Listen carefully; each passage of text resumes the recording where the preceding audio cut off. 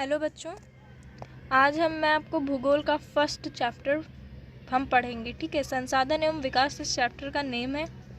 संसाधन, सबसे पहले हम जो चैप्टर का नाम है उसी से स्टार्ट करते हैं। ठीक है, तो संसाधन हमारे पर्यावरण में उपलब्ध प्रत्येक वस्तु, ठीक है, फिर वो कोई भी चीज़ हो, ठीक है, हमारी आवश्यकताओं को पूरा करने के लिए प्रयुक्त की जा सकता है, उसे संसाधन कहते हैं। ठीक है, ऐसी कोई भी वस्तु जैसे कपड़ा हो गया, ठीक है, जल हो गया, ये सारी चीज़ें हम यूज़ करते हैं। ठीक है, तो जितनी भी वस्तुओं को, चीज़ों को हमारी आवश्यकताओं मतलब वो हमारी ज़रूरतों को पूरा करती हैं, ठीक है, उनको हम क्या कहते हैं, संसाधन कहते हैं। ठीक है, जैसे कुछ एग्जाम्पल ले लें तो खनिज आ गया, ठीक है, वन आ गया, ठीक है, वन से हमें लकड़ी मिलती है, ठीक है, जिससे हम बहुत लोग आज भी मतलब क्या चूल्हे पे खाना बनाते हैं, जिससे लकड़ियों से जलाते वगैरह हैं। ठीक है, तो वो भी उनके यूज़ में ही गई। ठीक है, इससे हमें ऑक्सीजन मिलती है, हुआ हमारे लिए ही ना। जल हम पीते हैं, ठीक है, अदर काम के लिए भी हमें बहुत सारे काम है जिसके लिए हमें जल की ज़रूरत होती है, वायु, हवा, ठीक है, इन सारी चीज़ों की हमें ज़रूरत होती है। ठीक है, ये सारे हमारे संसाधन में आते हैं।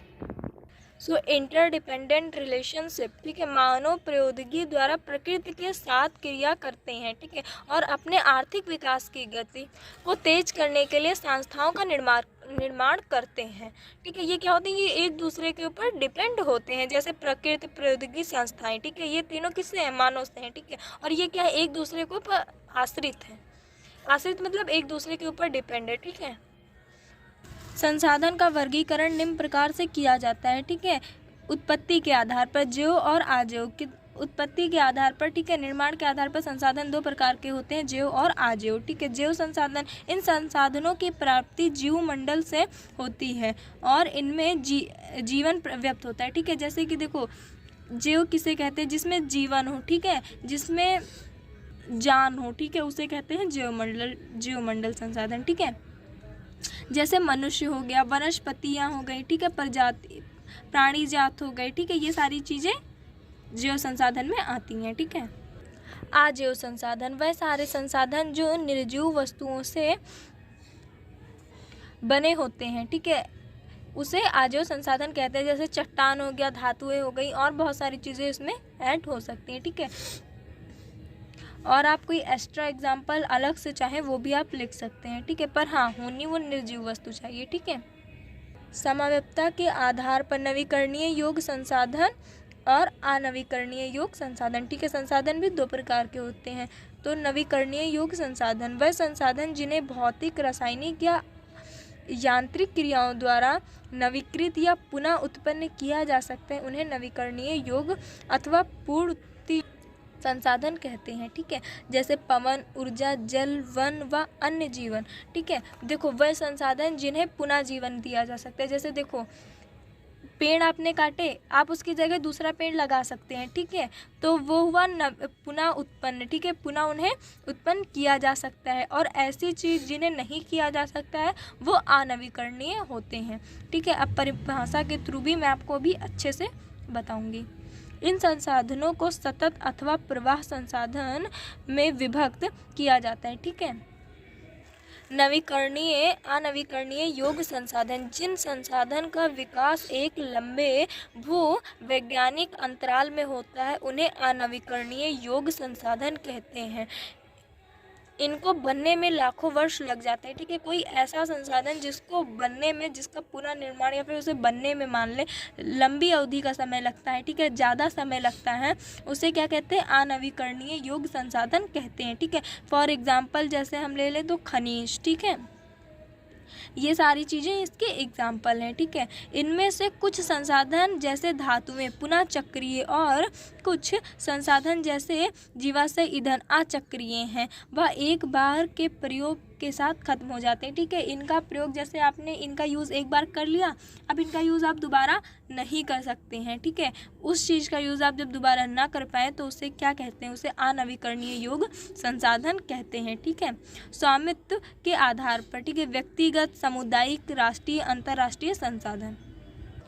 व्यक्तिगत संसाधन, जिन संसाधनों का स्वामित्व निजी व्यक्ति व्यक्तियों के पास होता है उन्हें व्यक्तिगत संसाधन कहते हैं। ठीक है, जैसे किसी किसान की ज़मीन, घर आदि। ठीक है, किसान की ज़मीन मतलब उसकी अपनी संपत्ति। ठीक है। सामुदायिक संसाधन, जिन संसाधनों का स्वामित्व समुदाय या समाज के पास होता है उन्हें सामुदायिक संसाधन कहते हैं। ठीक है, जैसे तालाब, पार्क, शमशान। ठीक है, ये सारी चीज़ें आपकी पर्सनल नहीं है। ठीक है, ये सारी चीज़ें सबकी है, सामुदायिक चीज़ें। ठीक है, तो इसलिए इन्हें सामुदायिक संसाधन कहते हैं। ठीक है। राष्ट्रीय संसाधन, जिनका स्वामित्व राष्ट्र के पास होता है उसे राष्ट्रीय संसाधन कहते हैं। ठीक है, जमीन, सड़क, नगर, रेल। ठीक है, ये सारी किस में जाती है? राष्ट्रीय संसाधन के अंतर्गत आती है। ठीक है। अंतर्राष्ट्रीय संसाधन, जिसका नियंत्रण अंतर्राष्ट्रीय संसाधन द्वारा किया जाता है उसे अंतर्राष्ट्रीय संसाधन संस्थाओं द्वारा किया जाता है उसे अंतर्राष्ट्रीय संसाधन कहते हैं। ठीक है।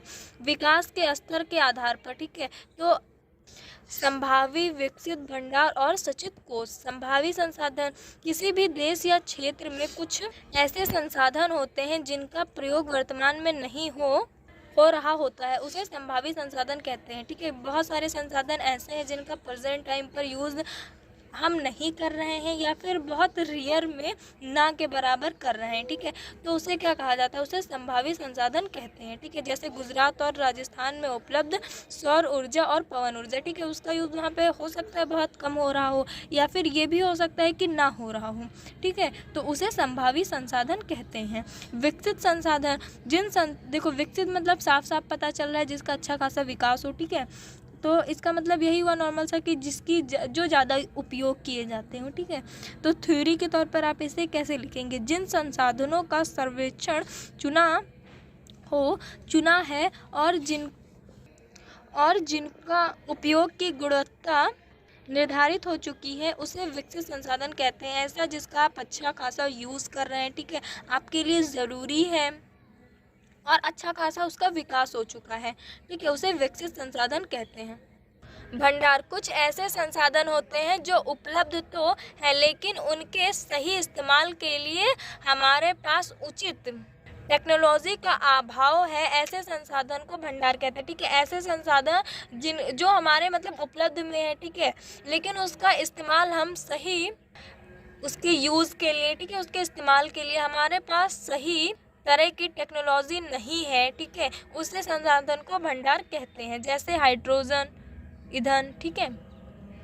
संचित कोष, ऐसे संसाधन भंडार जिसे उपलब्ध तकनीकों के आधार पर प्रयोग में लाया जा सकता है परंतु इनका प्रयोग अभी आरंभ नहीं हुआ है।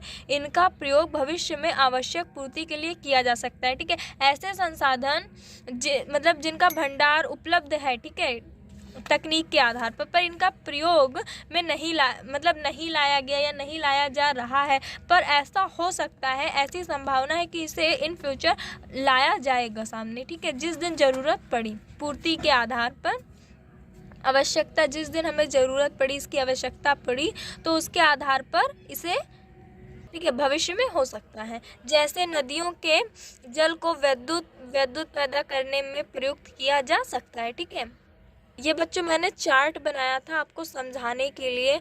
ठीक है, तो मैंने वैसे भी आपको एक एक थ्योरी अलग अलग अच्छे से एक्सप्लेन कर दी है, तो बस इस चार्ट में भी वही सारी चीज़ें हैं।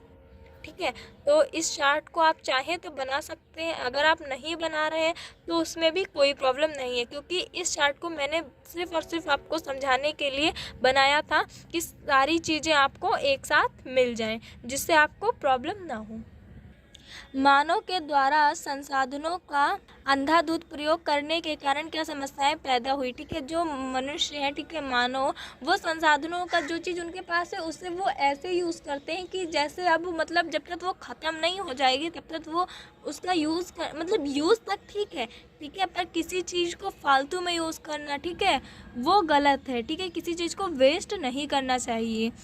तो हम लोग क्या करते हैं, जब कोई चीज़ हमें मिलती रहती है तो हम उसका गलत यूज़ करने लगते हैं। ठीक है, तो ऐसे ही हम मनुष्य अपने संसाधनों का, ठीक है, गलत इस्तेमाल करने लगता है, जिस कारण उसके लिए हज़ारों तरह की समस्याओं को हमें फेस करना पड़ता है। ठीक है, मानव के द्वारा संसाधनों का अंधाधुंध प्रयोग करने के कारण हमें कई तरह की समस्याएं फेस करनी पड़ती है। ठीक है, तो आप इसे लिखेंगे कैसे कि मानव के द्वारा संसाधनों का अंधाधुंध प्रयोग करने के कारण निम्नलिखित समस्याएं पैदा हुई। ठीक है, अब देखते हैं कौन कौन सी समस्याएं बेस इंपॉर्टेंट थी, मतलब ज़्यादा इंपॉर्टेंट हैं। ठीक है, तो कुछ व्यक्तियों के लालच वंश संसाधन का ह्रास।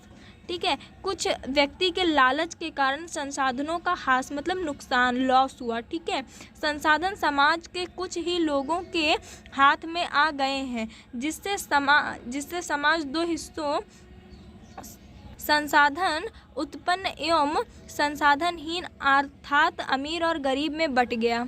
हमारे जो संसाधन है वो दो हिस्सों में बट के रह गए हैं। ठीक है, अमीरी और गरीबी के बीच में। ठीक है, तो उसी को बताया गया है। संसाधन में अंधाधुंध शोषण से वैश्विक पारिस्थितिक संकट, ठीक है, कई तरह के संकटों का फेस हमें करना पड़ रहा है। ठीक है, क्योंकि कई तरह के संकट पैदा हो चुके हैं। ठीक है, जैसे भूमंडलीय तापन, ओजोन परत अवक्षय। ठीक है, ऐसे बहुत सारी चीज़ें हैं जो हम फेस कर रहे हैं, जैसे पर्यावरण प्रदूषण, बहुत लाउड स्पीकर। ठीक है, इसके कारण बच्चों को पढ़ाई में बहुत नुकसान होता है। ठीक है, लेकिन आप क्या कर सकते हैं, इसके लिए कुछ नहीं कर सकते हैं।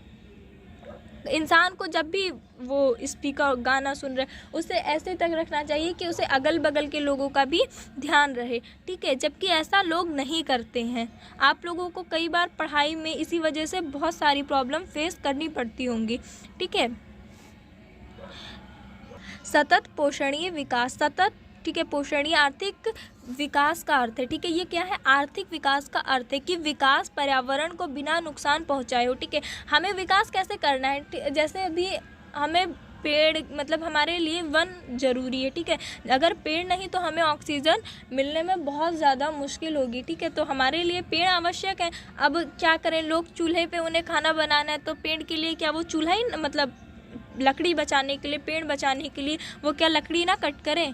ठीक है, चूल्हा कैसे जलेगा, खाना कैसे बनेगा। ठीक है, तो बिना पर्यावरण को नुकसान पहुंचाए हो। ठीक है, तो हमें ऐसे विकास करना है कि मतलब संसाधन का तो विकास ऊपर, ना हमारा नुकसान हो ना ही मतलब कि संसाधनों का नुकसान हो। ठीक है, हम उसका सही तरह से यूज़ करें। अब हमें विद्युत की ऊर्जा की, मतलब समझ लो हमें लाइट की बचत करनी है। ठीक है, हम क्या करें, हम घर में अपनी लाइट ना जलाएं। ठीक है, हमें ऐसा इस्तेमाल करना है कि संसाधन यूज़ भी हम करें, लेकिन हाँ उसका नुकसान ना करें। ठीक है, हमें उसका क्या करना है, उसको नुकसान नहीं करना है, वेस्ट नहीं करना है। ठीक है, वर्तमान विकास की प्रक्रिया भविष्य की पीढ़ियों की आवश्यकता की अवलोकन ना करे। ठीक है, प्रथम अंतर्राष्ट्रीय पृथ्वी सम्मेलन कब आयोजित किया गया, सन 1992। ठीक है बच्चों, ये कुछ इम्पॉर्टेंट क्वेश्चन है जो हो सकता है MCQ के तौर पर आपसे पूछे जाएं। ठीक है, तो आप इसे अच्छे से तैयार कर लें।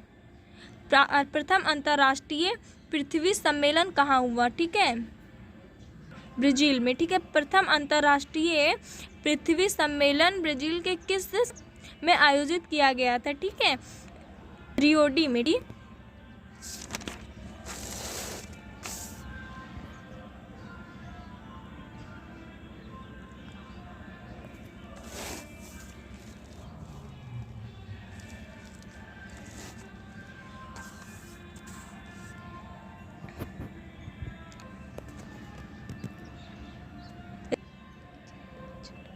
जैन अमतने तत्ताधाम।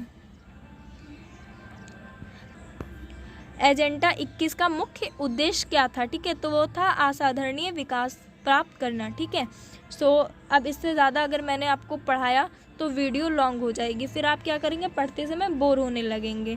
ठीक है, तो आज की वीडियो हम यहीं तक रखते हैं। नेक्स्ट टॉपिक आपको, अभी ये चैप्टर कंप्लीट नहीं हुआ है, अभी कुछ टॉपिक्स हैं, तो आपको जो नेक्स्ट वीडियो में बाकी के टॉपिक मिलेंगे। तब तक आप अपनी नोट्स कंप्लीट करें, याद करें, समझने की कोशिश करें। कुछ ना समझ में आए तो प्लीज़ मुझे कमेंट में बताएं। कुछ टॉपिक अगर मुझसे इससे पहले के मिस हो रहे हैं तो वो भी मुझे आप बता दें, क्योंकि फिर मैं आपको वो पढ़ा पाऊँगी। और प्लीज़ मेरे चैनल को लाइक एंड सब्सक्राइब कर दें, जिससे कि मैं कोई भी वीडियो डालूँ तो सबसे पहले आप तक जाए। ठीक है, थैंक यू।